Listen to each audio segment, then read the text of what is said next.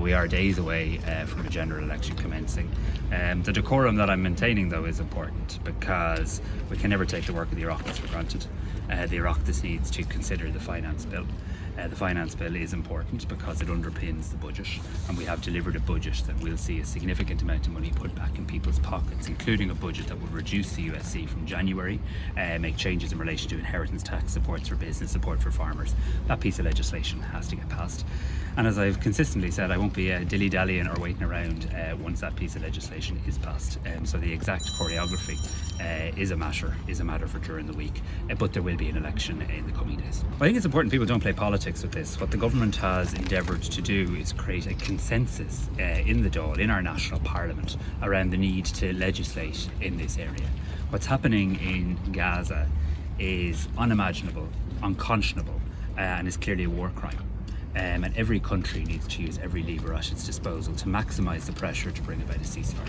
And Ireland's taking real practical action in relation to that. You don't have to take my word for it. You can ask the President of the Palestinian Authority, would acknowledge the leadership role that Ireland's playing. But we want to do more.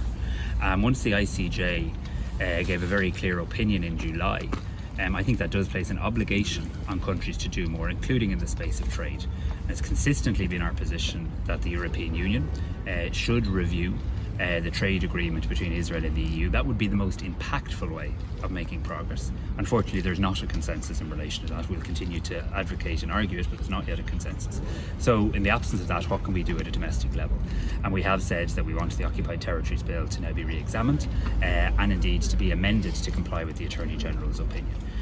We're working in good faith on that. There's been meetings with the sponsor of the bill, Senator Francis Black, a good and constructive member of the Seanad. I yesterday signed the money message to allow that discussion around the bill recommence, which I think is important.